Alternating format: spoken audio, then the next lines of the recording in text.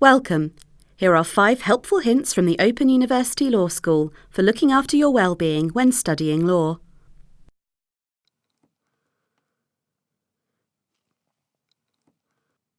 When you begin studying law, or move on to different legal topics, it can feel a bit overwhelming at times. There may be lots of cases and legislation to learn, new terminology to understand, and different types of assignments to deal with. For example, problem questions where you have to apply your legal knowledge to the scenario you're given. It's important to give yourself time to deal with these new ideas and ways of studying and plan sensible strategies to help you cope. It's important for students to pace themselves with their studies because studying for an OU degree is not a sprint. It is definitely a marathon, and you have to think of it like a marathon where you're breaking it down into steps and you're keeping the tempo at the right sort of pace. Sometimes you might go quite quickly. Practically, students may go a few weeks ahead because they know of some things that are going to be popping up in their lives, so they're sort of planning around that. But you just have to keep moving forward. Sometimes your pace may slow right down, but think of it as a marathon. And like a marathon, I guess it's sort of rewarding yourself and supporting yourself as you go. Water breaks in a marathon is one way in which I guess you're sort of supporting your progress. And that, I guess, is about the nourishment that you'll need whilst you're studying. The other is, I think, about celebrating the milestones. So each TMA that you get in, I think it's worth having a celebration. I mean, it's probably not break open the champagne, but it is about acknowledging that important milestone. A point to remember too is often when setting goals around pacing for studying, it can feel like it's useful to come up with tangible goals, which of course it is, but if your goal is to say complete the TMA and that's your to-do list, that is quite a big thing to complete. So it's more useful to break that down into smaller component parts. So it might be first identifying where you need to go to get the right sorts of readings, which aspects of the course you really need to focus on to answer the questions, who you can access and how you can access resources and people to support your assignment. Most importantly, I think, is just to keep moving forward. That's really helpful. And what's also really helpful is to keep an eye on the prize. Like a marathon, think about that finish line. It's going to take some time, but the rewards are worth the effort.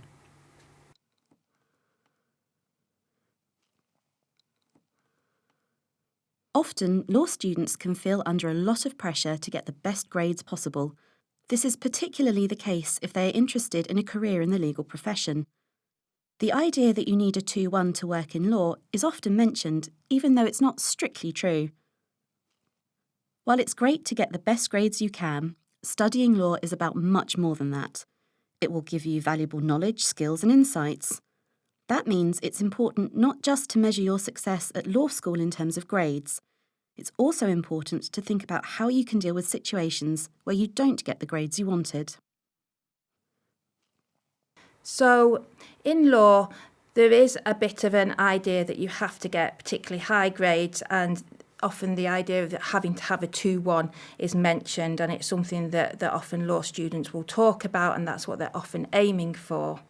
And I think that's because often people see a law degree as a stepping stone to go on to a career in law as, say, a barrister or a solicitor.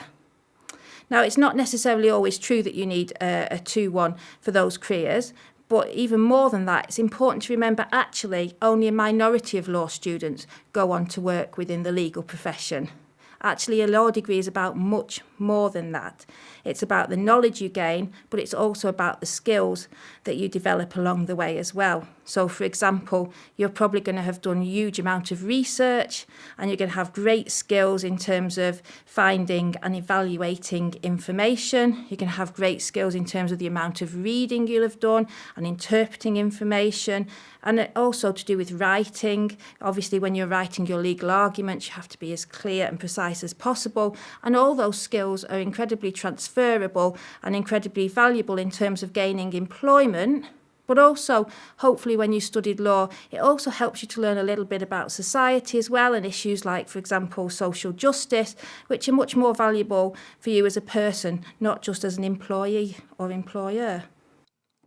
Okay, so the likelihood is at some point along the way when you're studying law, you're not going to get quite the grade you expected or you hoped for, whether that's for a particular assignment or a particular module or on the degree overall. So in that case, it's important not to panic. It's important not to internalise it too much and see it as a failure.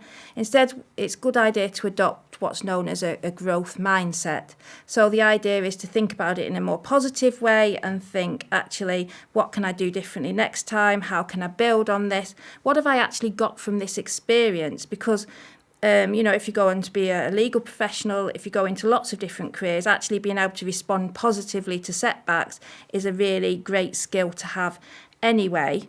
So it's important to try and think about how you can adapt and change and work with the setbacks that you do get.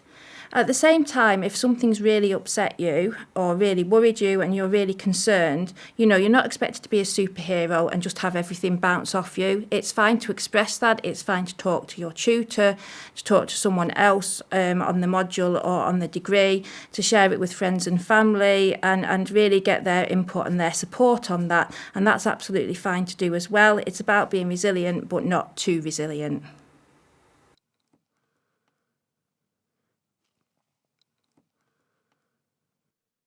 Often in law, you are looking at real-life events and cases and seeing how to apply legal rules to these. This can mean dealing with challenging and upsetting material on occasions.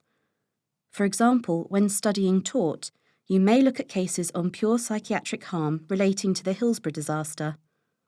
When studying criminal law, you may look at cases on harrowing crimes such as murder and rape. It is natural to find these difficult, and it may even be that for some students it brings back memories of a personal experience they have been through. Trying to ignore or reason away your emotional response may sometimes help, but often it is better to think about why you are having that response and how to deal with it in a healthy way. Some of the legal materials and content can be tricky to deal with. It can be emotional, upsetting, or traumatising even. It's important to be aware of that, and it's possible that it could be triggering or resonate with your personal experience. So don't be too hard on yourself if you do have an emotional reaction to them. But on the bright side, that these might be experiences you have early on, and as we get more accustomed to materials, people become desensitised. So you won't always have the same reactions. But it's useful to check in with peers and see how they're coping. They may have good strategies for dealing with things. But it's also important, if you know that a situation or some content is particularly challenging, make sure to schedule in breaks and maybe around holidays, and just so that you can process your emotions and come back with a different mindset.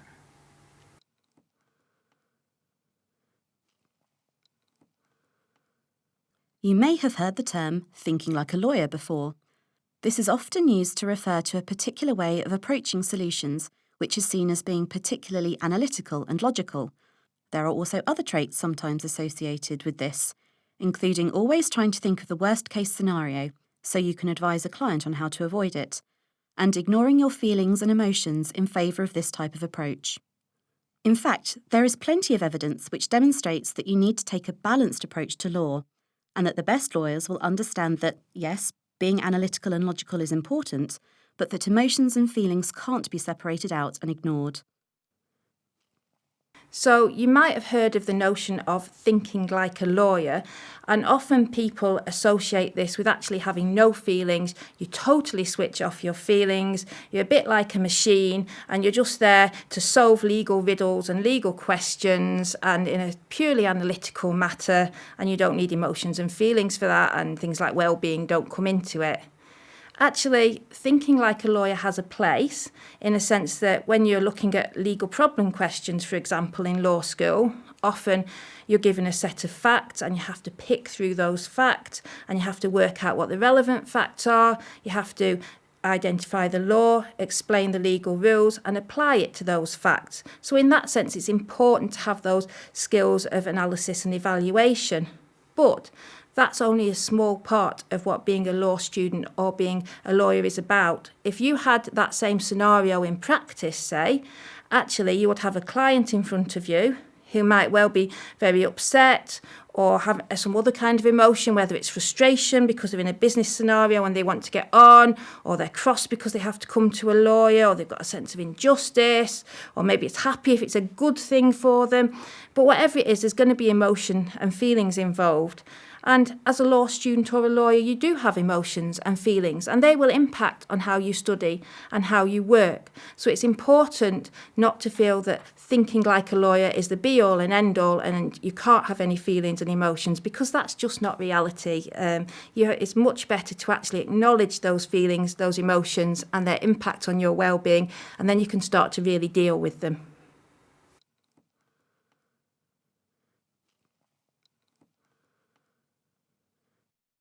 When studying law, it can be easy to develop a form of tunnel vision, focused on getting the right grades and moving on to the next stage of your career.